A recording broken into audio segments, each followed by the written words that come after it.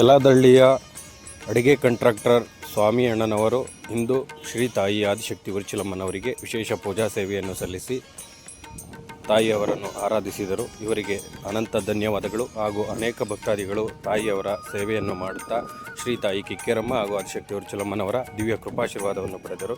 ಸರ್ವರಿಗೂ ತಾಯಿ ಶ್ರೀ ಕಿಕ್ಕೇರಮ್ಮ ಹಾಗೂ ಆದಿಶಕ್ತಿ ಉರ್ಚಿಲಮ್ಮನವರು ಆಯುರಾರೋಗ್ಯ ಅಭಿವೃದ್ಧಿ ಯಶಸ್ಸನ್ನು ಕರುಣಿಸಲಿ ಎಂದು ಬೇಡುತ್ತಾ ಸರ್ವರಿಗೂ ಧನ್ಯವಾದಗಳು.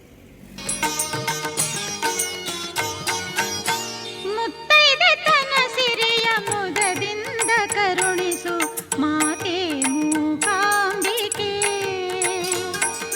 ಮುತ್ತಾರತಿ ನಿನಗೆ ಬೆಳಗುವೆನ